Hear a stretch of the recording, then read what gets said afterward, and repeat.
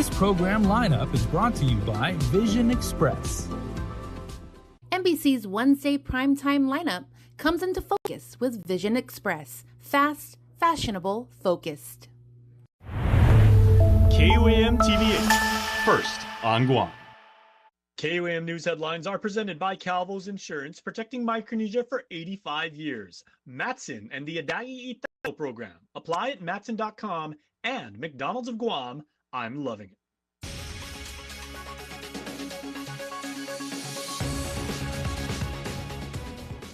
Ahead on KUAM News Primetime. KUAM Cemetery is almost at full capacity with only 8 burial plots left. I'm Jonagan Charfus, and coming up tonight, a bill that would transfer 11 acres of land to the Department of Parks and Recreation to expand is met with some opposition. As budget talks continue nationally and locally, one UOG alumnus getting vocal about the real impacts of federal funding cuts on higher education. I'm Mitsuki Hirayama with the story coming up. Local business leaders step into the shoes of Guam's finest. I'm Nevaeh Anderson with more from GPD's Executive Training Day coming up. Hafide and good evening. Welcome to KUAM News Primetime. I'm Destiny Cruz-Lingus. Thank you so much for making us a part of your day. Well, KUAM Cemetery is nearly full. Just 8 plots left in a place meant for peace, but marked by neglect. A bill before lawmakers would add 11 acres to ease the burden, but during Tuesday's hearing, it was faced with some opposition. Jonagan Charfus has more from the Guam Congress building. Guam's only government-run cemetery is running out of time and space. Just 8 burial plots remain at KUAM Cemetery in Pidi.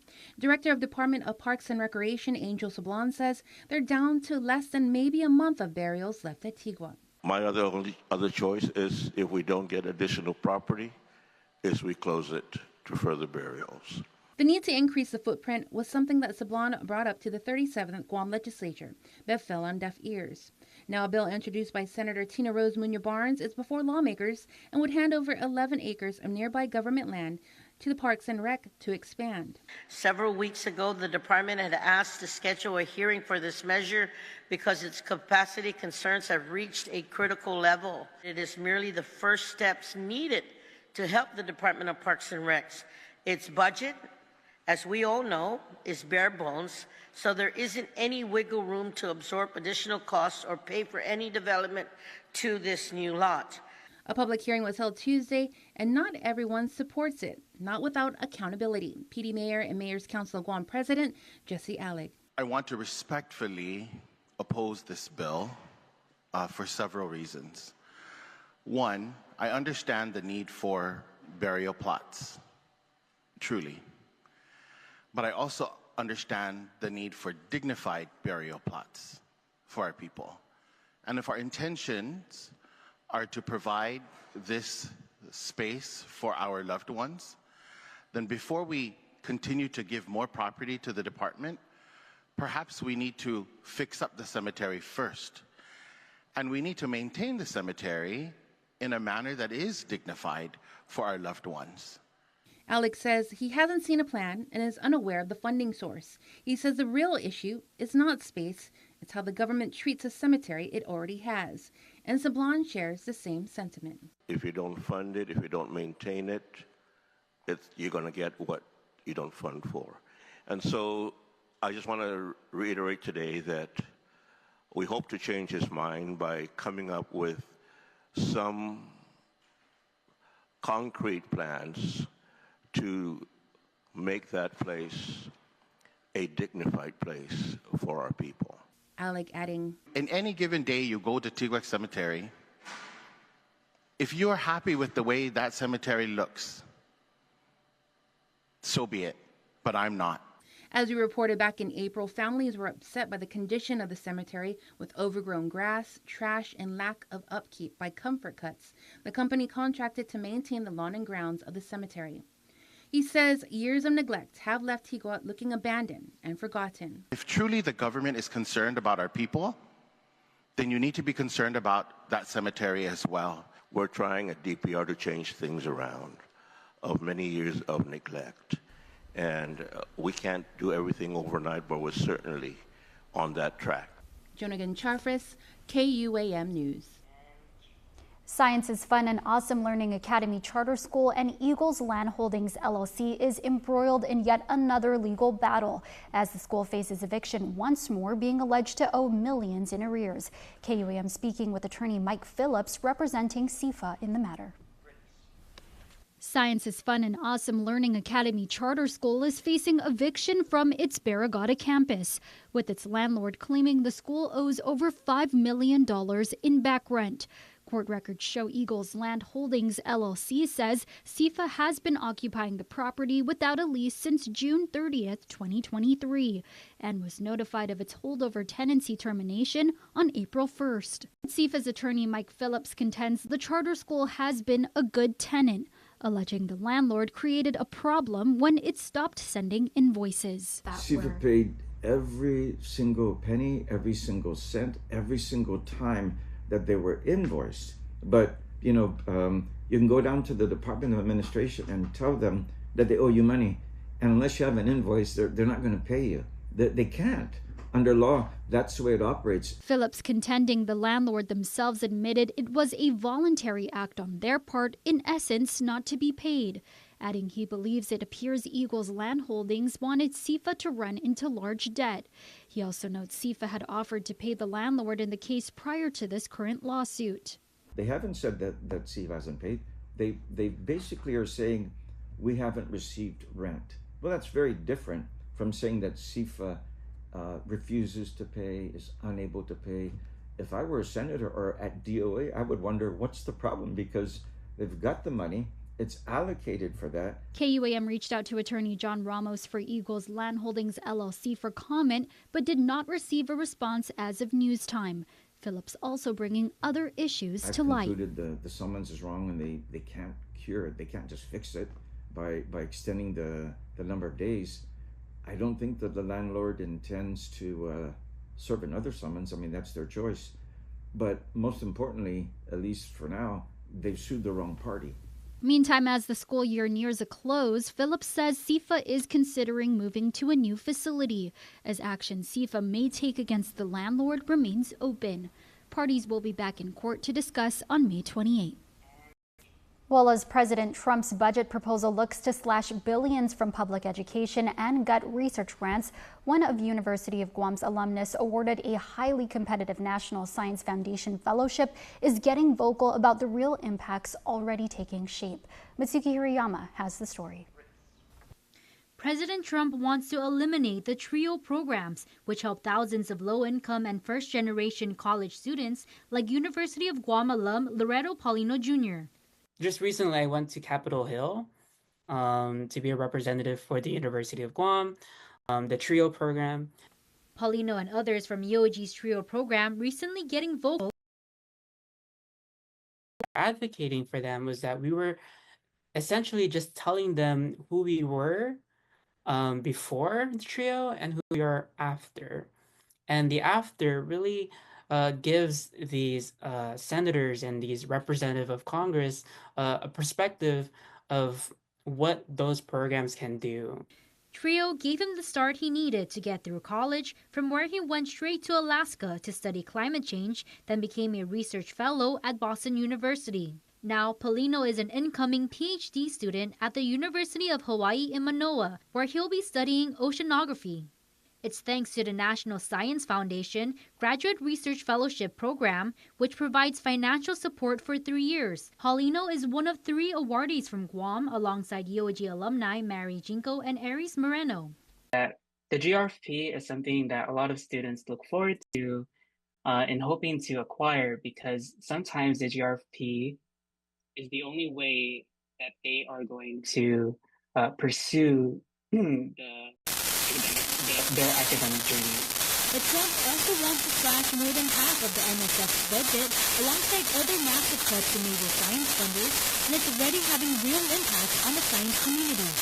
This year, the already highly competitive fellowship program was only able to award grants to 1,000 students, just half from their usual 2,000 awardees. To me, that's sad because we're losing really capable scientists, and the only reason that we're losing them is through this funding. We don't have enough funding. I mean, they were not given the funding that they needed to pursue science. Paulino hopes other Pacific Islanders will have the same opportunities and access to higher education. For now, he looks forward to returning home one day to improve access to quality ocean science education. Mitsuki Hirayama, KUAM News. And meantime, those seeking higher education at the University of Guam are invited to attend their Sea of Green in the Village event at Skinner's Plaza in Hagåtña tomorrow morning. From 5 p.m. to 8 p.m., check out their booth to learn more about the application process, resources, and the Triton Summer Academy registration. Well, a legal showdown between Guam's top elected officials took an unexpected pause Tuesday. The ongoing hearing in Governor Lou Leon Guerrero's lawsuit against Attorney General Doug Moylan was cut short in the afternoon after Superior Court Judge Elise Iriarte called for a recess. The judge says she needs the parties to clarify the applicability of the rules of evidence in civil procedure as the hearing continues. The case centers on the governor's push for a preliminary injunction to stop the AG's office from performing on a contract tied to the Dignity Project, an initiative aimed at providing housing for the homeless. So far, the governor's office has questioned Moylan and Deputy AG Fred Nishihira about sole source procurement requirements and the legality of the AG's contract with Tropical Palm Hotel. The judge says there are still unresolved legal questions and denied Moylan's push to dismiss the case early. Proceedings are expected to continue throughout the week. Well, it's Police Week, a time to educate, honor, and connect. Today, the Guam Police Department brings private partners behind the scenes to strengthen the bond between officers and the people they serve. Nevaeh Anderson has more. Today, as part of Police Week, the Guam Police Department hosts Executive Training Day, inviting local executives to participate and experience firsthand their daily responsibilities and the sacrifices our officers make every day. It's an annual tradition started by former Chief of Police Frank Ishizaki that continues to strengthen the relationship between the department and the community. Earlier this week, GPD brought back Coffee with a Cop, giving the public and our officers the chance to talk one-on-one over a cup of joe. Today, it was a more immersive experience with Training Day attendees stepping into mock scenarios, including an active shooter training course. It's the only familiarization course and giving you a little bit of ideas of what to do. Instructor for the day, Sergeant Santos, emphasizes that it's not just a physical battle our officers face in the field, it's also a mental one. So you have to dig deep, okay? So there's going to be a time when you commit 100%. I got to commit 100%. No, you give 200%. Officer Chang and Sergeant Elliott, chairman of the Police Week 2025 committee, say this program brings the public closer to understanding what life is like behind the badge. It's a program to kind of bring the community together with the police department, just to collaborate and just to see how the police department is run, and basically to get a feel of what we do on our everyday basis.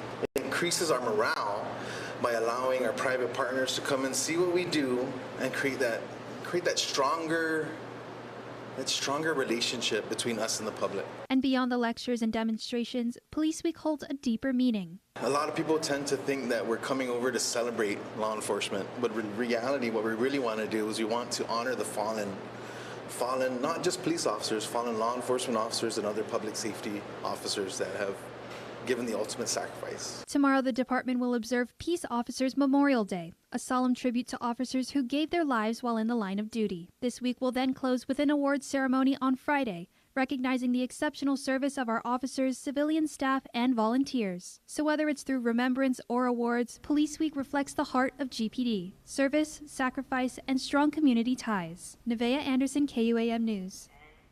And in other news, a wild chase in the north ends with one man behind bars. Elijah Blue Minglutnia was arrested Tuesday after leading Guam police on a reckless pursuit through the streets and even the jungle of Dededo.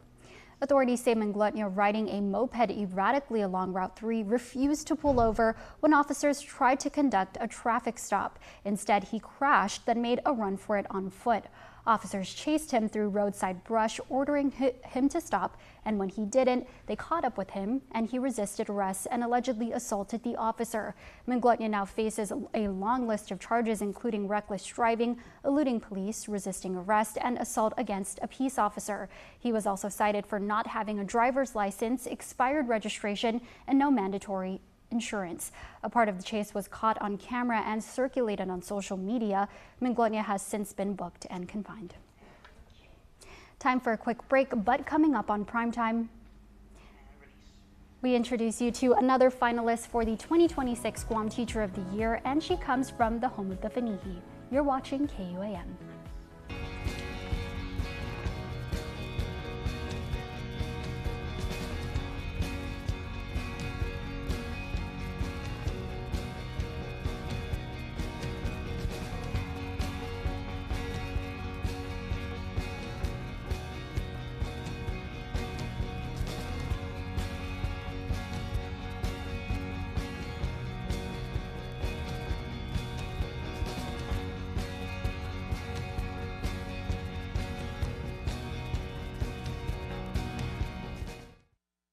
Don't need a work break, keep the smile on your face. The moments you can't replace, and I'll be around. Whoa. You can count on me. You can count on me for life. Wherever life takes you, we're always here for you. Calvo's Insurance. Count on us for life. NBC's Wednesday primetime lineup comes into focus with Vision Express. Fast, fashionable, focused.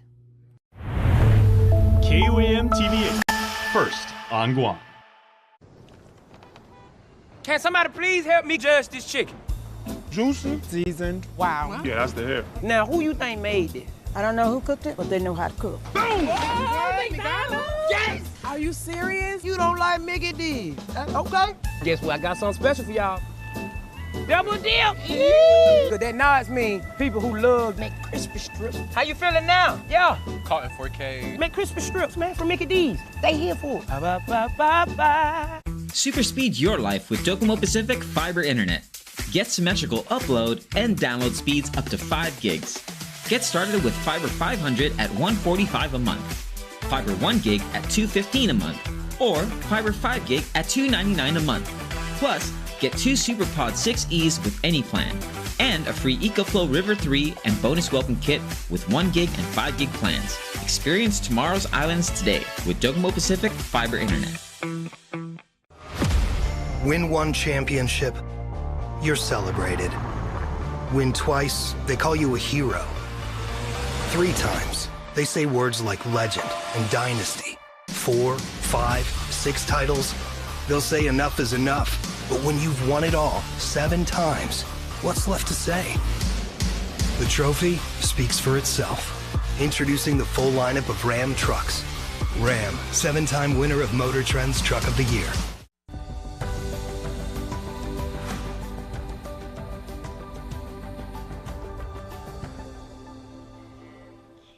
Welcome back to Primetime.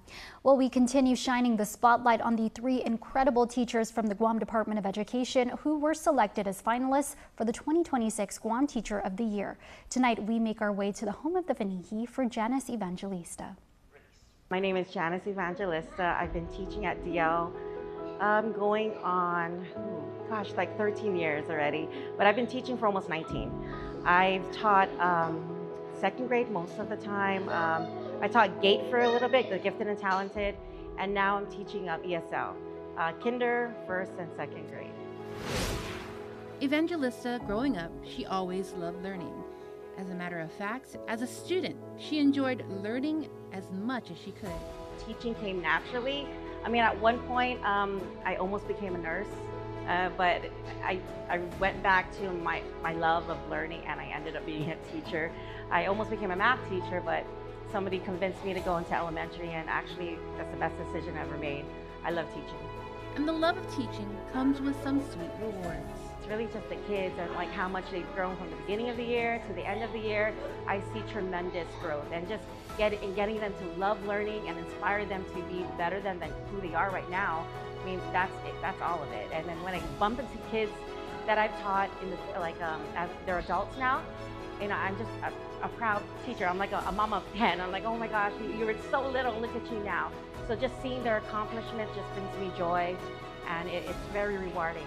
With everything in life, there are challenges, and how she navigates through them? You can't be an island, so I definitely seek out other teachers who are stronger in certain areas or who have more expertise. Happened to my coworkers tap into my admin, even my family and people in the community that I can tap into. And like, oh, this is what I'm struggling with. How can you help? Whether it's resources or even just ideas and how to help them increase the reading or help them deal with this loss of a loved one, different things. I just tap into my resources and teaching. You can't be by yourself. There's a whole community that you can tap into. And the role of a teacher? First and foremost, we just gotta be there for the kids, get to know them, inspire them, and really just show them compassion and gain their trust. Because when they trust you, when they love you as a person, it's easy to learn from you. So teaching comes naturally and easy when there's a connection with the kids.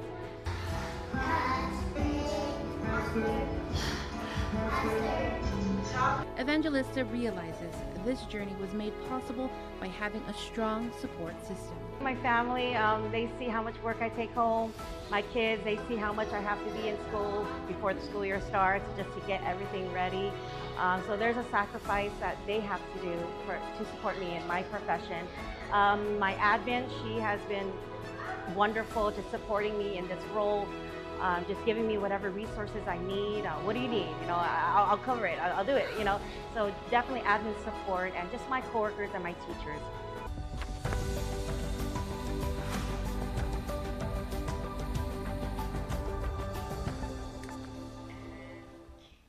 It was a mission of vigilance, partnership, and purpose. The crew of the USCGC Oliver Henry just wrapped up a 21-day patrol under Operation Ramatau, one that set a new milestone for maritime security in the region. For the first time, shoreside patrols were conducted on both Rota and Tinian and CNMI as Coast Guard boarding officers took their mission ashore, strengthening security from sea to land. Between April 13 and May 4, the Oliver Henry covered 3,566 nautical miles, logging 256 hours of patrol time.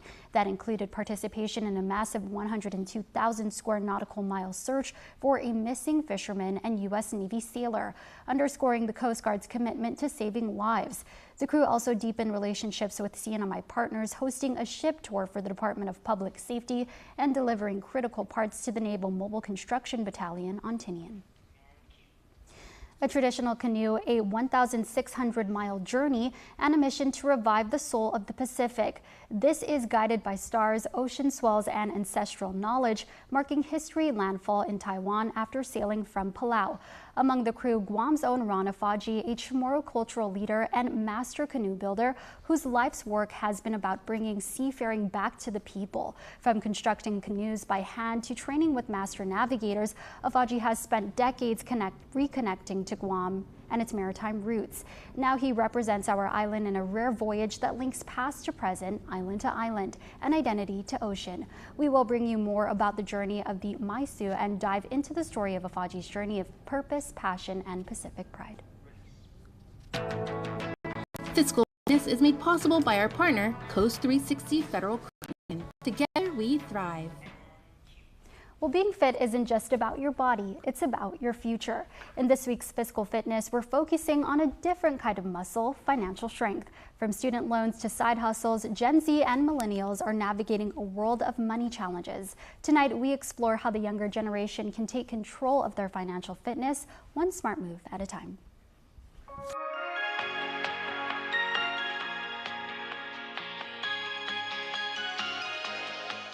Okay, I really love doing this segment, everybody. We call it Fiscal Fitness because we want you not to just make sound decisions when it comes to your personal finance, but things that are going to benefit you going forward. And Derek Bollinger is here. We are talking about a variety of things, and we're talking specifically to you millennials and to you Gen Z people. I know, Derek, there's a lot of people from those two generations that come into the bank to want to open an account, take out a loan, do stuff right now. But what are some smart decisions that you would give advice for millennials and Gen Zs looking to really sharpen up their personal finances? The best advice I could give is to go ahead and start putting away some of your money. You know, a lot of times when I was younger, I had a lot fewer responsibilities. I remember those days. And less expenses, you know, and so one of the things you can do at that time of your life is start putting aside some money. You know, you don't have to spend all of it. You don't have to live paycheck to paycheck. Especially if you have the benefit of maybe, you know, living with family members, and so you're sharing costs. So put some of that into a savings account. You know, you never know when you would need it. And then that way you don't need to borrow. You don't need to take out a loan. You don't need to charge it on a credit card. Okay, should young people be setting up accounts purely for themselves, or should they be doing like family plans that they can maybe like tap into at some point? I mean, interest bearing obviously is very, very important, but should, like, say, Gen Z people, should they be setting up their own savings accounts? You know, if you're going to be setting up an account with other people, you certainly want to make sure you can trust those other people. You'd hate to save all your money and then somebody else spend it because they have access to your account. So, but most important thing is just put the money aside. Put it into a savings, whether it's a joint account or an individual account. Put it aside so you can have it later. These days, millennials and Gen Z kids have so much information out there, but now the challenge is being able to distill and be able to filter the right kind of information. So when young people actually want to find the most reliable, the most sound, and the most practical information for them, in addition to coming here and talking to you and your colleagues, where should they go? Go to trusted sources, you know, look around. Like anything else, you know, if you're gonna buy a car, do some research on the car, right? If you're gonna purchase anything new, you know, look into it. So if you're gonna put your money into a savings account or any type of account, or seek advice from somebody, do some homework. You know, look around, ask around. Has anybody else that you know dealt with them or done business with whoever you're looking to get into business with? And if the feedback is good, you know, then try it out. To wrap up, what are some of like the initial conversations that you have if, like, you know, say a young couple comes in and they're like, you know, we're just starting out, we're into the workforce, we just graduated from college, and we would like to, you know, set ourselves up for fiscal fitness going forward? Yeah, I think especially for young couples, life changes. You know, whether they're planning for a wedding or having kids or buying a house.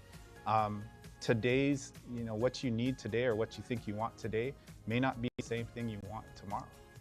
And so to start planning for some of those things or thinking about what will I want in the future, I think that goes a long way to helping plan for those future events. All right. Information is free, as you young people know, and that was some very, very good ones right there from Derek and all of our friends here at Coast 360. That is Fiscal Fitness for this week. Thank you, brother. All right, Jason. Thank you. Fiscal Fitness is made possible by our partner, Coast 360 Federal Credit Union. Well, this month marks the 50th anniversary of the fall of Saigon, which led to Operation New Life, where Vietnamese refugees would be given safe refuge on Guam after fleeing their country. It's a part of U.S. and Guam history that's only been documented in recent years, and an exhibit at the Micronesia Mall shares the stories of this chapter of our island. Jason Salas takes you inside the operation of New Life Center. We were studying Guam history. This was something that was not really touched on, and certainly the importance is off the chart. So good to see you again, and thank you for putting this wonderful project together. I know it's been a long time coming. Yeah, it has been a global effort. We have scholars from around the world to make all of this happen. So, and it is a story that needs to be told. And we went to the same high school, and whether you realize it or not, we were surrounded by Vietnam veterans, and many of them were not ready to tell their story about this episode in U.S. history. I wasn't even born yet, and I'm not sure if you were. Maybe you were just born at that time. But I mean, the fall of Saigon, 51 years ago now. Right. The year happened the year I was born. Yeah. So this really prompted with me working with a few collaborators to bring Miss Saigon to Guam, the musical. And I knew that there was a connection with Guam, but I didn't really know how deep.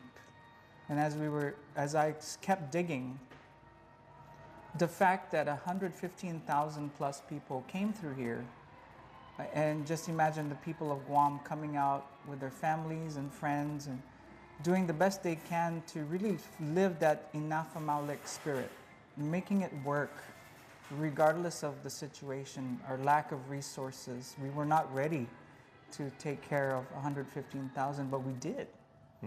And we made it work. That's who we are. We made it work. And again, through the performing arts, you have been able to uncover and introduce to our people, this amazing story. Yes, and there's a lot of musical nuggets in this exhibit. And I'm wondering if people will recognize them as they go through the exhibit, because music is and what has helped us uncover this story. And no one knows that better than you about how music is the universal language, and again, played a major role in when the refugees were here and when they were given safe shelter, and ultimately when many of them moved on. Right. So yesterday, I was just talking to someone who was part of the University of Guam Madrigal Singers. Of course, they don't exist today, but they were a group that went into the camp to go and perform.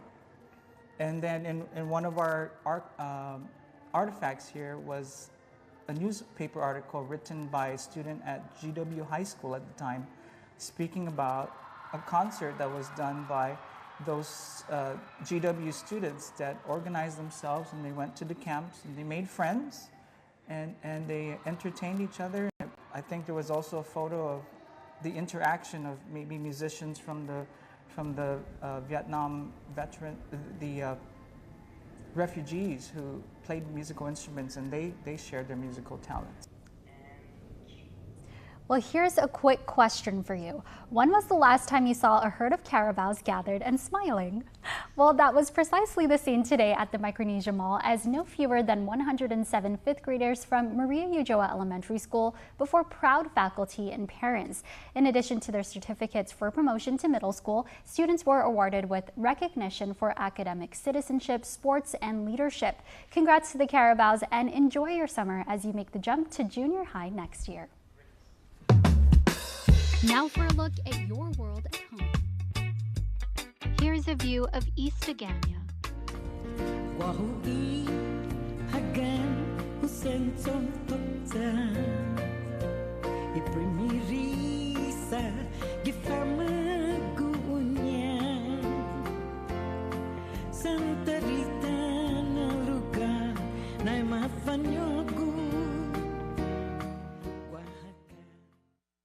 Taco Bell brought back crispy chicken nuggets, and I can't believe how good they are. Why can't you believe it?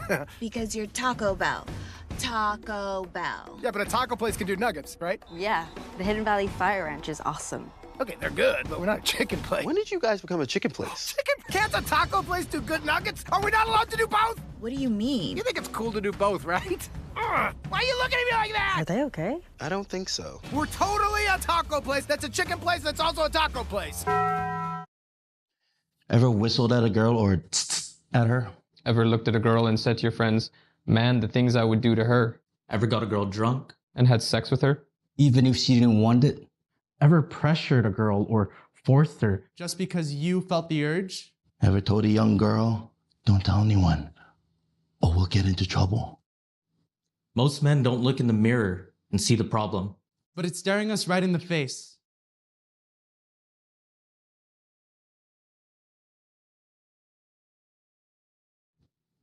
Sexual violence starts long before you think it does. Don't be that guy. And don't let your friend be that guy. Don't let anyone you know be that guy.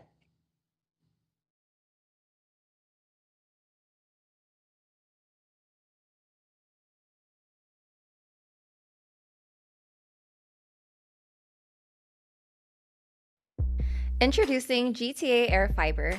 Air Fiber uses next-gen wireless technology to bring an ultra-fast and super reliable internet connection to your home through the air. No wires required. With speeds of up to 500 megabits per second that cable and satellite can't match. Now, the whole family can stream, game, download, and surf the web like never before. Elevate your connection with GTA Air Fiber. Call us or visit gta.net today.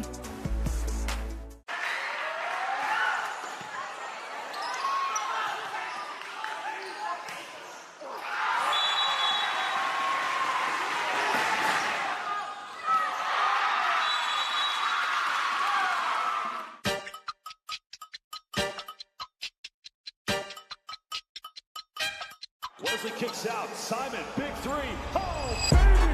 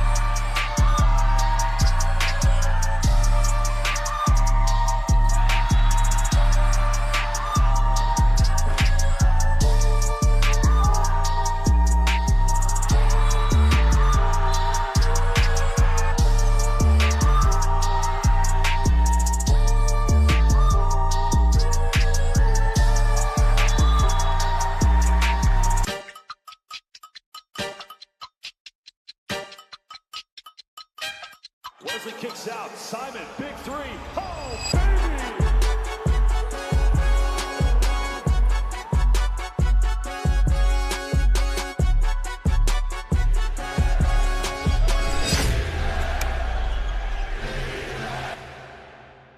Check it out. He showed up with Pizza Hut's Cheesy Bites Pizza and his A game. Slicing through the lane, feeding the post. Best delivery guy ever, Peter Zahut. The Cheesy Bites Pizza and new Ranch Lovers Flight. Get it on the Pizza Hut app. Bye. I wish they could move back home. Should we build on a honeymoon? Yes. Yes! First Hawaiian Bank knows that family comes first. That's why our bankers work with you to make your what-ifs a reality. Personalized service and digital tools, all under one roof when you bank on the best. First Hawaiian Bank. It all starts with yes. GU Self Storage, located in Harmon next to McDonald's, offers a variety of storage units. With rates starting as low as $95 per month, we offer complimentary use of dollies, push carts, Klein's hand trucks, and pallet jack, with a fully covered loading and unloading areas and ADA accessible units. We offer 24-hour CCTV surveillance monitoring, alarm, and individual pin-coded gate and door access, because your safety is our priority. GU Self Storage, voted Pika's Best in 2024. Call 671-648-7867 today.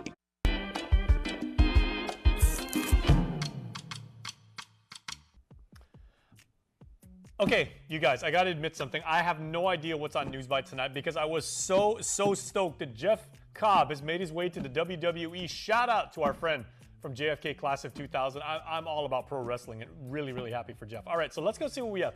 Sea of Green. Speaking of green and gold, let's check out the Sea of Green event. It's in the Village May 15th, talking about life after graduation. This is cool. UOG is going to get you ready for college. Man, I'm all about this too. So check it out, 5 to 8 p.m. Application assistance and success resources. They're doing good work over there at the admissions office. All right, what else we got? Elevate. I've been telling you guys about this all week because the Skip Entertainment Company is having this wonderful production. It's going to be at the FD Phoenix Center. That's over in Chalampago on the last day of the month.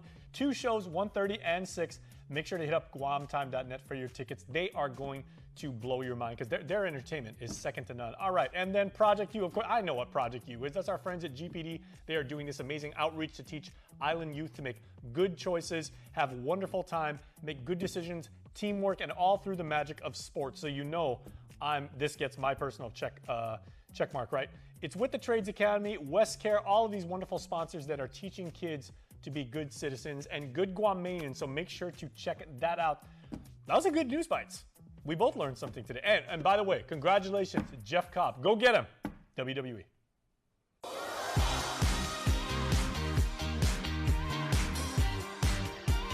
We're sending a proper Hafa-day and happy birthday to Alan Ekfazi because it's Alan's birthday today on the 14th of May. And Alan, today is your special day and your entire family says, with love, we wish you a great day with many more to come.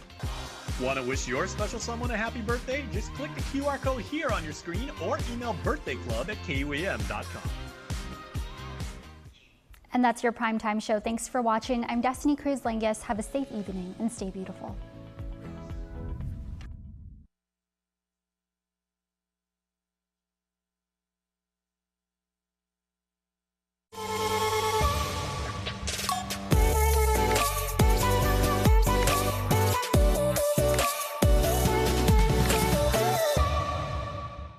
Hafa-day and welcome to the Hub, where America's stories begin. I'm Nevaeh Anderson, and this week we're taking you east of the Marianas as United Airlines and the Guam Visitors Bureau launched the new direct flight between Guam and Taipei. So let's go to Taipei.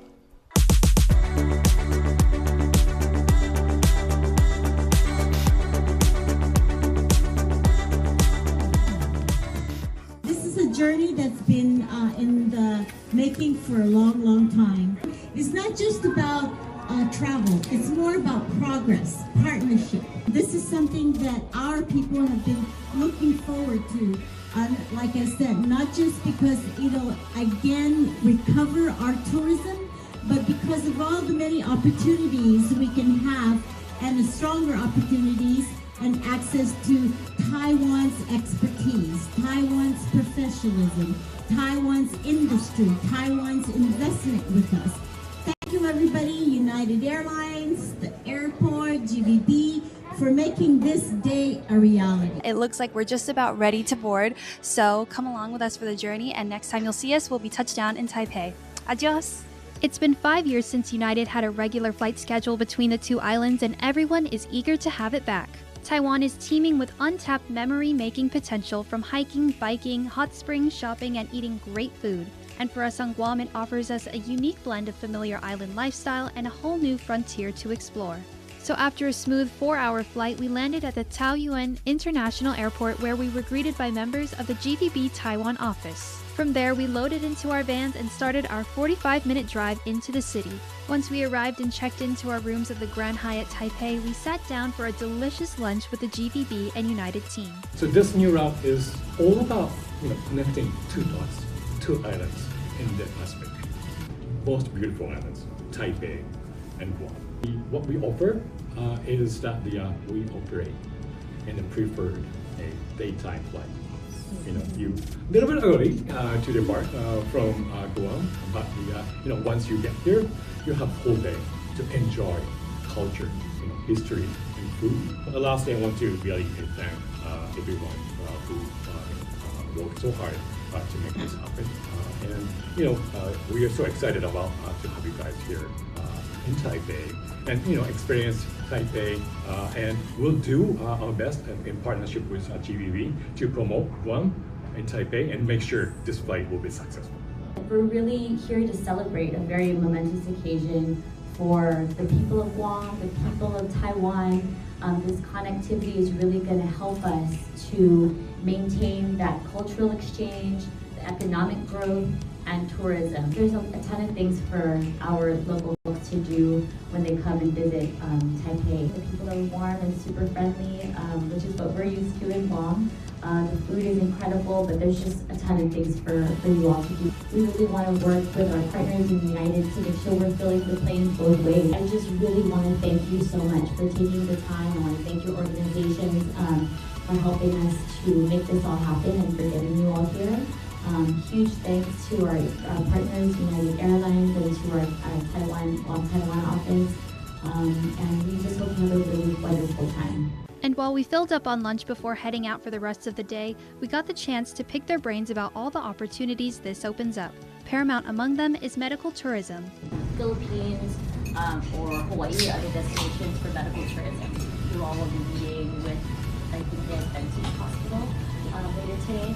So being able to kind of discover that and encourage folks to consider that as an additional option.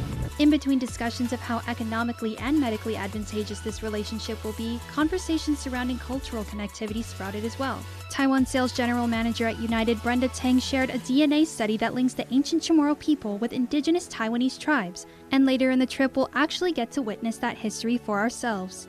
With our stomachs full, the group hopped back in the vans to the Taiwan Adventist Hospital. There, the hospital's board gave a presentation on its history and the wide range of services they provide. During the Q&A portion, KUAM asked about their telemedicine opportunities. Are there any advanced medical technology initiatives such as telemedicine that would benefit remote island locations such as Guam that you offer here? The director of their orthopedic department gave us an example of how their telemedicine process works. If they want to get some the heart examinations or get some surgery, and while the Dr. is still not very well control of the patient's glucose level, and we can send to our RC to get the total treat. And another case from the Palau, they treat with the orthopedics, get the surgeon of the bone, and also they come here for the heart examinations. This hospital has everything that you could need if you're seeking medical treatment. One of the resources is a sports center and also an IVF treatment center, specifically dedicated IVF treatment center with a success rate of over 50%. For those who are considering medical tourism but are worrying about getting high quality care or navigating a possible language barrier, the hospital's International Priority Care Center has you covered. Opened in 1989, the center offers a full range of hospital services by a multilingual staff. In addition to addressing all of your medical needs, they also assist with visa preparations, ticketing, hotel reservations, and other travel necessities.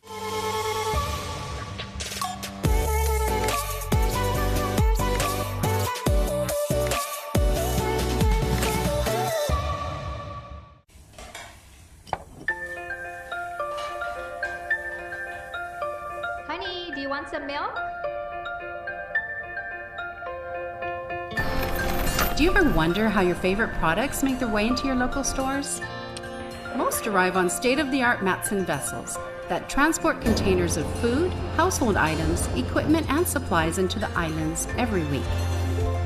Because we know that you depend on us, we work closely with our partners to ensure that our shipments arrive on time, all the time, so you can find your favorite products when you need them.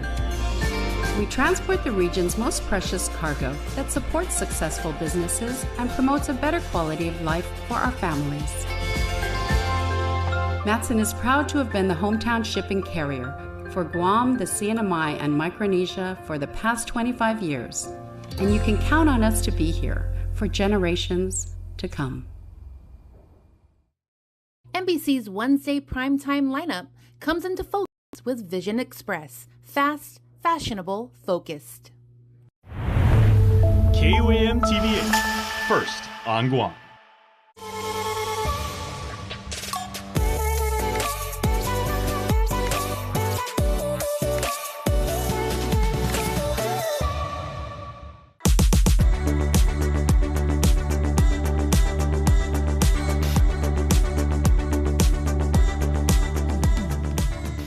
After our meeting with the hospital, we then went on a little side quest to do more exploring before dinner, walking and taking the metro to visit the Dadao Cheng neighborhood. There, we walked down Dihua Street, the oldest street in Taipei. This is the site of the original pioneer settlements, and it definitely shows in the European-inspired facades on the buildings. This neighborhood is also adjacent to the Tamsui River, which was the center for trade by the 1890s. There are tons of food stalls, traditional medicine shops, cafes, and a visitor center where you can learn more about the area and even rent out retro costumes to really get into the energy of this neighborhood frozen in time.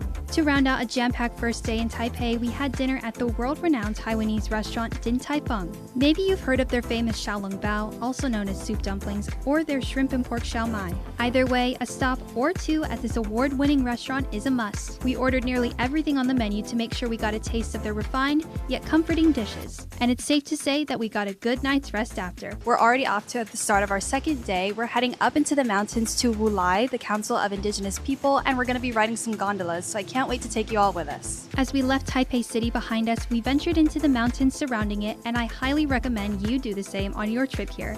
As much as there is to see and do in the city, it was nice to get away from the hustle and bustle. So we're on our way to Wulai. We're in the mountains already, and we stopped by to look at this beautiful waterfall on our way. Following winding roads, we finally made it to the Ataya village. We just visited the Ataya tribe and we went through a traditional blessing. It was really cool and interesting to see the similarities in our cultures, and we're going to take you along for the rest of our tour. After the blessing ceremony, a teacher from the Trenin Kwazan Biro Experimental Elementary School gave us a tour of the village. Pointing to each plant we passed by and every flower we smelled, she shared their names, purposes, and the tribe's continued tradition of self-sustainability. Walking past their orchards, we also spotted a few familiar fruits and vegetables like guava, papaya, taro, eggplant, and more. With a school population of only 18 students, their curriculum covers all the core subjects, but it also has a strong focus on keeping the Ataya culture alive through language, culinary, foraging, art, and architecture studies, similar to what Hurrao does on Guam. We even got to try our hands at archery. One thing that really made an impression on me as we walked through the village and spoke with locals was how proud they were of their culture. Each person we interacted with spoke so passionately about every part of the Ataya culture, from their hunting traditions to the little plants that brushed our legs as we walked down the one main road in the village. Similar to the Chamorro people, the indigenous people and tribes of Taiwan have come so far in terms of reclaiming their cultures and traditions. So practicing as much of their culture as they can in these modern times and speaking about their culture not as a distant world that was taken away from them, but as a force that constantly surrounds them was extremely inspiring. Before making our way down the mountain, the Council of Indigenous Peoples hosted us for lunch at a local restaurant, and Taiwanese home-style cooking was on the menu. And the next thing we knew, we were back in the city and taking a gondola back up another mountain. So now we're in the Malcolm Tea District up in the mountains of central Taipei. It's really romantic. You can come here with your family or you can come here with your significant other through the cable cars. It's a really great ride and a great way to see the city. So make sure you add it to your list when you come to Taipei. Now we're here at the Laohe Street Night Market and we're gonna go try some traditional Taiwanese food. According to our guide Aiden, usually the market isn't this crowded. However, we just so happened to arrive in Taiwan as the tomb sweeping holiday began. So many families were out enjoying their 4-day weekend, these delicacies, and the cool night air alongside us. Walking through the market, all kinds of sights, sounds, and aromas entice us to keep exploring the games, buskers, and of course, restaurants and food stalls. Some of the things we recommend you try are braised beef bone soup and cho tofu, also known as stinky tofu, but don't let that scare you. Embrace the adventure and try something new.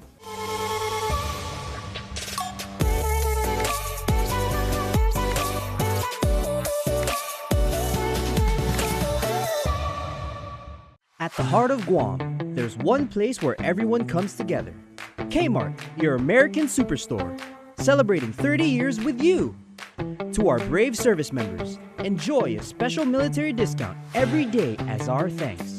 To our local community, we've grown with you, bringing trusted brands at prices you love. This season, celebrate with us. From fiestas to family gatherings, we're your one-stop shop. Since 1995, we've grown with you. Here's to 30 years of memories, savings, and the spirit of Guam. Kmart, where everyone is family. Guam's auto appearance specialist, Elegant Reflections, has been providing the automotive industry with professional detailing and car care products at its highest quality, from complete detailing, full interior detailing, exterior detailing, headlamp restoration,